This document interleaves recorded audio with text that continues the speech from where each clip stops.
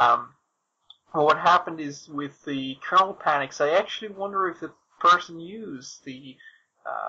How often do you see a person complain about a kernel panic these days? Seriously. To my knowledge, I can't think of anybody that I know that's ever seen one. In fact, if I said that to any of the people I've installed Linux for, I'd probably be met with a blank look.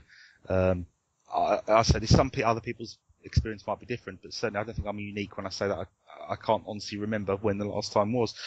And certainly none from my users I've deployed Linux to externally from myself. Yeah. So I'm not sure about you, but I prefer to have a panic than to have death.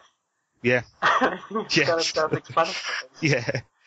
But again, it's one of those typical comments that you often see in an article that isn't going to be favourable to Linux. And I don't know why people write like this, because is it because through ignorance maybe they haven't used the systems that much and they're trying to fill out an article, pad out an article with information in a hope that it'll look as if they've used Linux properly. Do you remember a few weeks ago a person, I think called Robert, something he doesn't usually write for IDG, he usually writes for a thing that's called Windows Vista Magazine, or he wrote a piece that got lots and lots of attention about why basically it's the same old kind of Linux is not ready for the desktop, or Linux is dead for the desktop. He wrote to me, I wrote something about his article, and then he wrote to me a very, very long email, and then tried to message me on Twitter and things like that to get my attention. And he was not addressing any of the points I made. He was trying to discredit me as a researcher, and he was trying to discredit me as a person. And I actually gave the specifics in the IRC channels and trying to show how he responded to it. But if they describe themselves as reasonable, and us as like a religious cult, then you should have seen the message and how they try and respond to a factual type of analysis. When they don't address the points, they don't say basically you're wrong, but they start to attack the person's character, trying to say, well, I don't like your attitude. That's one of the responses I get from one person who is a Microsoft MVP. His name is De Costa. He's trying to say, I don't like your attitude. Well, okay, you don't like my attitude. What's wrong with my writings? I think it's quite telling, and very often they'll attack you personally. That's the topic I think covered in the previous show. If you have the attitude where you promote an operating system that they find to be threatening to their livelihood, for whatever reason, they will try to attack you personally and, I don't know, put things in your face when they put pictures online and do all kinds of funny things. No, I've seen that very similar things happen to me on Twitter, and I wish I was desperately trying to find which Twitter user it was.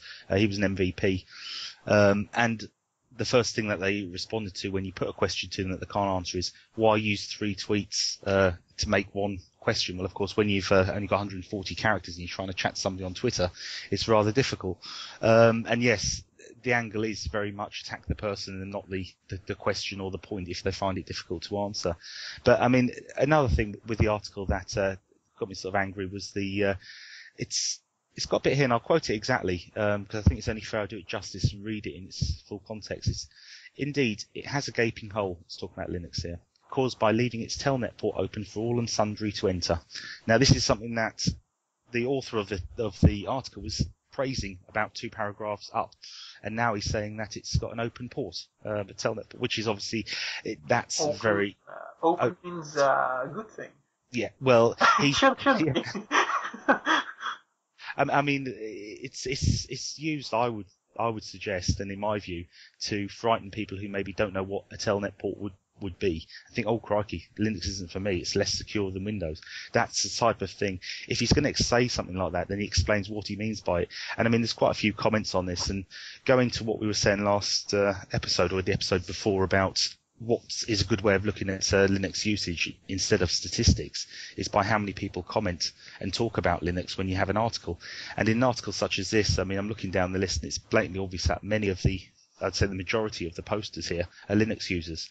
So unless the whole of the 1% Linux community just posts on here and everybody else ignores it, it would suggest that Linux is more popular than his own stats are claiming it to be.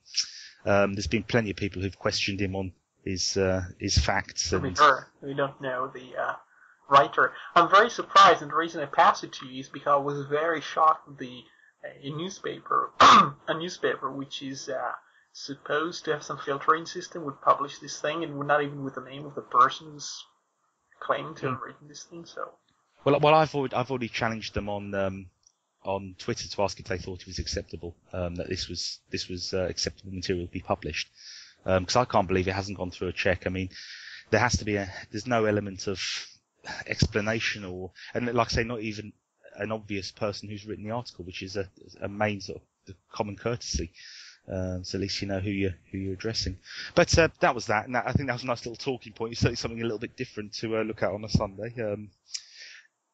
If you're happy, we'll move on to one of our other topics. I've just got very quick mentions of a few things that have been released over the weekend. Not going to go into boring definition or explanation because I think everybody knows what these packages are, but Python 2.7.1, release candidate 1 was released on Saturday night, I believe. And that news came from the news group, the Python Announce news group.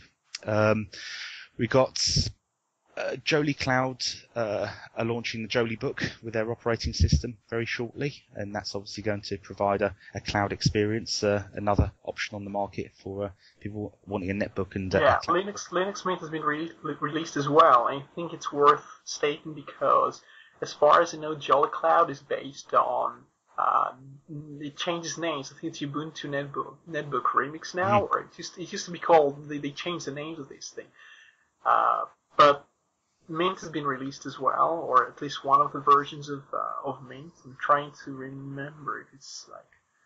Just check the number. We're talking about Mint 10, yeah. So it's the code name is Julia, and it's been released, and it's based on Ubuntu 10.10, which is about a month old now. Well, I mean, the Jolie book specs, it's got a fast dual-core Atom N550 processor, 250 gigabyte hard drive, and an affordable price, it says, but it doesn't say what affordable price, coming with Chromium, Facebook, Spotify, VLC, Skype, blah, blah, blah. Yeah, all I was going to add to that was, I tried recently a sort of hybrid cloud desktop, which struck a nice balance, I thought, between having stuff saved locally and cloud-based apps and cloud-based storage. And that was Peppermint Linux, which is based on Ubuntu, and Peppermint Ice, two very good little distros there. So if anybody is looking to not throw their eggs into one basket and maybe just have a little look and see what's on offer, Peppermint is a very, very good little distro to get your head around. So. For some reason, I think it's based on Mint, but I'm not sure. I once read about it in the early days, and I got the impression it was based on Mint, which is of course just Ubuntu. Ubuntu, yeah. I believe that's correct. Yeah, it's Peppermint Ice is the Chromium, uses Chromium as its browser.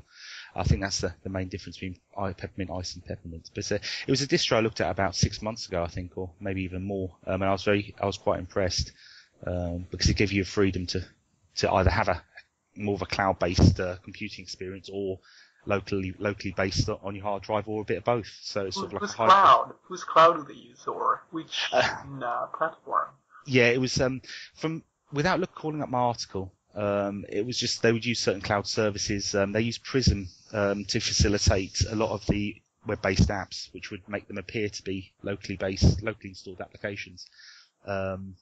I can't for the life of me. As far as I know, Prism is just the project of Mozilla, and they try to get a lightweight gateway to things like Gmail and such things. I'm not exactly sure who they try to push you towards, so they could try to push you towards Google or Microsoft or Salesforce in some cases if you're a business. I think it was. I think again, this is just going off memory because I've looked at a lot of distros after that. But I think there was quite a few different services that they facilitated from quite a few different companies. And like I say, I like the way that to the casual user and maybe the person who's not interested in what the cloud actually is. Yeah, with using Prism, it allows a lot of the web-based apps to look native on the desktop when in fact they weren't. So I was very impressed with it, and I still occasionally pop into the Peppermint chat channels, and there's a very friendly little community in there. So. And it's certainly gone up the stats on the distro watch charts as well. It's doing quite well. So good little distro and worth checking out. And we've gone off topic again, so I apologise. And yes, that was really all the the main news I had to offer as an update from what we've already recorded. So back over to you, Ron. About Peppermint, do you remember a certain operating system called GOS or GOS or GoodOS? I think was the full name. Some people